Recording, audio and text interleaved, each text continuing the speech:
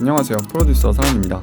이번 영상은 바로 이 엔벨로프와 LFO에 대한 이야기인데요. 이 두 내용은 제가 이전에 한번 다룬 적이 있는 부분으로 엔벨로프와 LFO는 이 컴퓨터로 음악을 만들 때 정말 많이 다루게 될 내용입니다. 신디사이저, 시퀀서, 이펙터 모두에 존재하며 또 이 엔벨로프에서 조절하는 시간은 이 믹싱에서도 굉장히 중요한 요소이기 때문에 완벽하게 정리를 하시면 좋을 것 같아서 한 번 더 영상으로 만들게 되었습니다. 그렇다면 바로 설명드려보도록 하겠습니다. 우선 이 엔벨로프에 대해서 먼저 설명드려보도록 하겠습니다. 이 음악에서 엔벨로프란 이 파형의 끝을 서로 연결하여 이 파형을 둘러싸듯이 그려진 선을 말하는데요.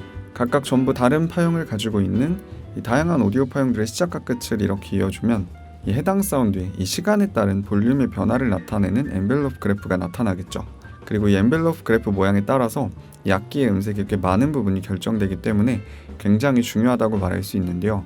우리는 이런 중요한 엔벨로프 개념을 이 신디사이저를 개발하면서 이 엔벨로프 제너레이터라는 장치로 만들게 됩니다. 그중 가장 대표적인 엔벨로프 제너레이터가 바로 ADSR 구조의 엔벨로프죠.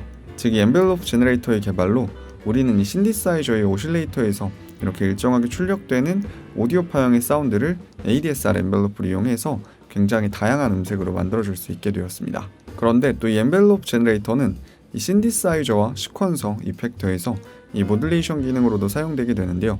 그래서 예로 이 신디사이저에서 이 ADSR 엔벨로프로 피치를 모듈레이션 해주게 되면 이 시간에 따른 피치의 변화를, 펜에 모듈레이션 해주게 되면 이 시간에 따른 스테레오 이미지의 변화를 줄 수 있죠. 또 이 필터에 이 프리퀀시 노브에 적용해서 필터의 열고 닫음을 자동화시켜 줄 수도 있고요.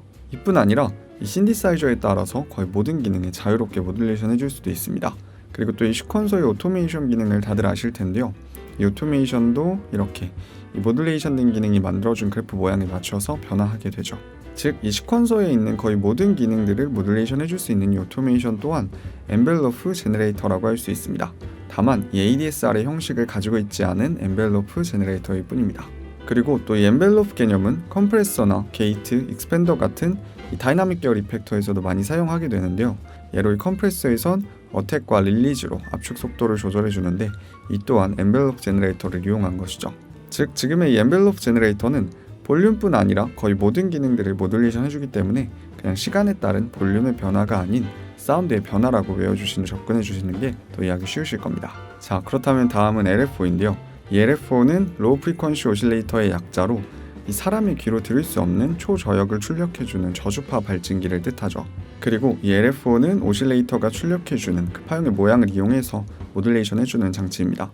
그래서 이 모듈레이션 속도를 조절해주는 노브도 헤르츠 단위로 조절해주는 것입니다. 이 파형의 간격은 음역이 높아질수록 더 촘촘해지니까요. 그래서 이 LFO의 모듈레이션 방식은 이 오실레이터의 성질을 이용하기 때문에 엔벨로프와는 굉장히 다릅니다.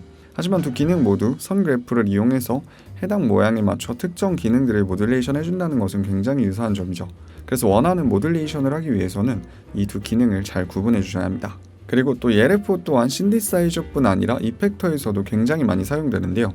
예로 이 오토필터나 오토펜, 페이저, 플랜저 등이 이 LFO를 가지고 있죠. 즉, 이펙터 안에 내장되어 있는 이 LFO를 이용해서 이펙터의 특정 기능들을 모듈레이션 해준다는 것입니다. 그런데 사실 이 엔벨로프와 LFO는 이론만 알고 있다고 해서 쉽게 사용할 수 있는 부분이 아닙니다. 내가 타겟으로 설정한 기능들에 따라서 혹은 모듈레이션 해주는 장치에 따라서 또 그 모듈레이터의 그래프 모양에 따라서 사운드는 변하게 되는데요. 즉, 이 모듈레이션 해줬을 때 해당 노브가 어떤 방향, 속도, 량으로 모듈레이션 될지 머릿속으로 그릴 줄 알아야 하며 사운드 또한 예측할 수 있어야 빠른 시간 안에 원하는 사운드를 정확하게 만들어낼 수 있습니다. 그리고 또 이 신디사이저나 가상악기, 이펙터 등에 따라서 이 엔벨로프와 LFO의 모듈레이션의 타겟을 자유롭게 지정할 수 없는 경우도 많기 때문에 이러한 부분도 잘 파악해 주셔야 합니다. 자, 이렇게 들으셨듯 이 모듈레이터 기능들은 마치 수학의 사칙 연산처럼 이 시퀀서에서 굉장히 많은 범위에서 응용되고 사용이 되는데요. 하지만 또 그 말은 그만큼 기본이 되는 내용이라는 것이기 때문에 대부분 긴 설명은 생략되는 내용입니다. 이 고등 수학 교재에서도 사칙 연산이 생략되는 것처럼 말이죠. 그리고 또 이 믹스에 있어서도 시간을 조절하는 것은 정말 중요한 부분이기 때문에 이 전문적으로 음향에 대해서 공부하실 거라면 이 엔벨로프의 개념은 정말 완벽하게 정리가 돼 있으셔야 합니다. 그래야 보고 계신 내용 또한 쉽게 이해하실 수 있을 겁니다. 자, 그렇다면 이번 영상 마무리하도록 하겠습니다. 영상 끝까지 시청해주셔서 정말 감사합니다.